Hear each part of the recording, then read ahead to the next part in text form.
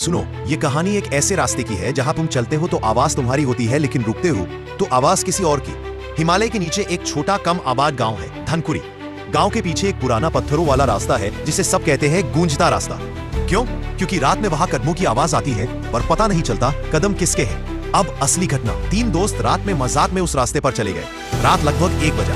हवा स्थिर, रास्ता बिल्कुल खाली। वे जैसे ही चले, पत्थरों पर उनके कदम टप टप टप की आवाज कर रहे थे। पर 5 कदम बाद आवाज एकदम बदल गई। अब वो आवाज पीछे से आ रही थी, एकदम धीमी, भारी। टप। कुछ सेकंड रुकी, फिर टप। ये उनके कदम नहीं थे। तीनों रुक गए, आवाज भी रुक गई। उनमें से एक ने डर दबाते हुए कहा, जो भी है हवा होगी। लेकिन तभी पीछे से एक आवाज आई, ठीक उसी टोन में, उसी स्वर में, उसी लहजे में, जैसे उन्होंने खुद बात की हो। हवा होगी। तीनों जम गए। उन्होंने मोबाइल की टॉर्च पीछे मारी, कोई नहीं। फिर रास्ते के अंत में खड़े एक पुराने पेड़ के पास कुछ हिला।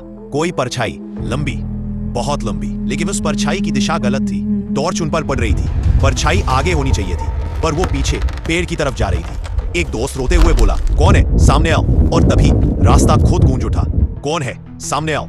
उसी आवाज में, उसी टोन में, जैसे उस रास्ते ने उनकी आवाज चुरा ली हो। तीनों भागे, पूरी जान लगाकर। लेकिन कहते हैं, भागते वक्त उनके पीछे टप टप टप टप कदमों की आवाज नहीं आई, बल्कि 3 अलग अलग आवाजें आई। हर आवाज बिल्कुल उनकी अपनी जैसी। गांव वाले आज भी कहते हैं, गूंजता रास्ता पैर नहीं पकड़ता, आवाजें पकड़ता है। और जिसे एक बार उसकी अपनी गूंज सुनाई दे,